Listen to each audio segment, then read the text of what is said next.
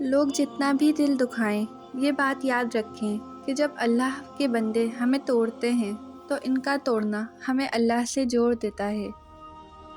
کسی کا دل اتنا مت دکھاؤ کہ وہ اللہ کے سامنے تمہارا نام لے کر رو پڑے، کیونکہ ٹوٹے ہوئے دل سے نکلی آہ عرش تک جاتی ہے۔ جب آپ کچھ بھی نہیں کر سکتے تو اپنی دعاؤں میں اضافہ کر دیں، کیونکہ اللہ کے سوا کوئی آپ کو کچھ نہیں دے سکتا۔ تمہارا ایک رب ہے، پھر بھی تم اسے یاد نہیں کرتے، لیکن اس کے کتنے بندے ہیں، پھر بھی وہ تمہیں نہیں بھولتا۔ دکھ میں کبھی بھی پچھتاوے کے آنسو نہ بہاؤ، کیونکہ تم وہ خوش نصیب ہو جس کو اللہ نے آزمائش کے قابل سمجھا ہے۔ پریشان نہ ہوا کرو، اللہ نے تمہارا مستقبل تمہاری سوچ سے بہتر لکھا ہوا ہے، کیونکہ جو مقدر لکھنے والی ذات ہے اس کے پاس مقدر بدلنے کا بھی اختیار ہے۔ یہ دنیا بھی کتنی عجیب ہے، ایماندار کو بے وقوف، بے ایمان کو عقل مند اور بے حیا کو خوبصورت کہتی ہے۔ صرف دو لوگ مقدر والے ہوتے ہیں، ایک وہ جنہیں وفادار دوست ملے اور دوسرا وہ جن کے پاس ماں کی دعائیں ہوتی ہیں۔ اگر تمہیں کوئی اپنی ضرورت کے وقت یاد کرتا ہے تو پریشان مت ہو، بلکہ فخر کرنا کہ اسے اندھیروں میں روشنی کی ضرورت ہے اور وہ تم ہو۔ تمہارے والدین تمہیں بچپن میں شہزادوں کی طرح پالتے ہیں، لہٰذا تمہارا فرض بنتا ہے کہ ان کے بڑھاپے میں ان کو بادشاہ کی طرح رکھو۔ سب سے بڑا جاہل وہ ہے جو ایک پتھر سے 2 دفعہ ٹھوکر کھائے۔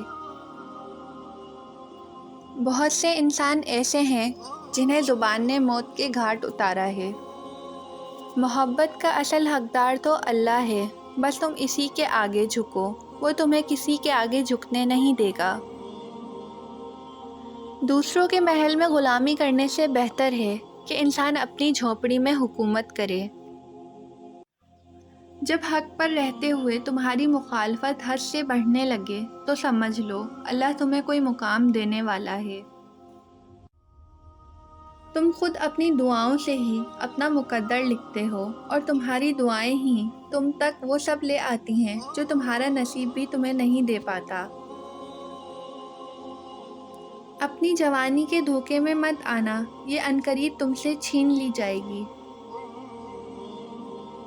کچھ رشتے اللہ خود ختم کرتا ہے تاکہ ہماری زندگی خراب نہ ہو سکے، بے شک وہ جو کرتا ہے بہتر کرتا ہے۔ ایسے شخص کو کبھی مت گنوانا جس کے دل میں تمہارے لیے محبت، فکر، عزت اور چاہت ہو۔ بے شک مشکل کے ساتھ آسانی ہے، مشکل وقت پر صبر کرنا اور بہتر وقت پر شکر کرنا مومن کی پہچان ہے۔ تم کسی کے ساتھ بھلائی کرو، تمہیں اس کا بدلہ برائی کی صورت میں ملے تو سمجھ لو کہ تمہاری نیکی قبول ہو گئی۔ جب تمہارا دل کسی کے گلے لگ کر رونے کو چاہے تو قرآن کو گلے لگا لینا۔ اور انسان کو اللہ کی محبت تب نظر آتی ہے جب اسے دنیا کی محبت تھکا دیتی ہے۔ اپنا کردار بنانے میں اتنا مشغول ہو جاؤ کہ دوسروں پر تنقید کرنے کا وقت ہی نہ ملے۔ اپنے جسم کو ضرورت سے زیادہ مت سنوارو، اسے تو مٹی میں مل جانا ہے۔ سنوارنا ہے تو اپنی روح کو سنوارو، کیونکہ اسے رب کے پاس جانا ہے۔ جب میری دعا قبول ہو تو میں خوش ہوتا ہوں کہ اس میں میری مرضی ہے، اور جب قبول نہ ہو تو میں اور زیادہ خوش ہوتا ہوں کیونکہ اس میں میرے رب کی مرضی ہے۔ وہ شخص کیسے ضائع ہو سکتا ہے کہ جس کا ضامن خدا ہے۔ دوست کی غلطی ریت پر لکھو تاکہ پانی بھی اسے مٹا دے، اور دوست کے احساس پتھر پر لکھو تاکہ کوئی اسے مٹا نہ سکے۔ اچھے لوگوں کا تمہاری زندگی میں آنا تمہاری قسمت ہوتی ہے، اور انہیں سنبھال کر رکھنا تمہارا ہنر۔ زندگی کے ہر موڑ پر صلح کرنا سیکھو، کیونکہ جھکتا وہی ہے جس میں جان ہوتی ہے، اکڑنا تو مردے کی پہچان ہوتی ہے۔ جس زبان سے جھوٹ نکلنا بند ہو جائے، اس زبان سے نکلی ہوئی ہر دعا قبول ہوتی ہے۔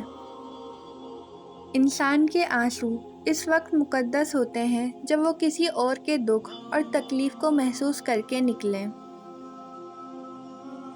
جب اللہ کسی کو پسند کرتا ہے تو اسے خوب آزماتا ہے، بس تم صبر کرنا، کیونکہ صبر کرنے والوں کی منزل جنت ہے۔ بہترین رشتہ وہ ہے جو آپ کے عیب جان کر بھی آپ سے تعلق ختم نہ کرے، اور بے شک یہ رشتہ آپ کا اللہ کے علاوہ کسی سے نہیں۔ اپنے دوست کو اتنے ہی راز بتاؤ کہ کل کو اگر وہ تم سے دشمنی پر آمادہ ہو تو تمہیں کوئی نقصان نہ پہنچا سکے۔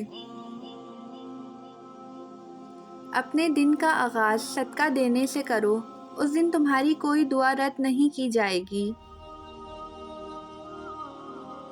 ساری دنیا کے سارے لوگ تجھے اپنے فائدے کے لیے چاہتے ہیں، صرف تیرا رب ہی ہے جو تجھے تیرے فائدے کے لیے چاہتا ہے۔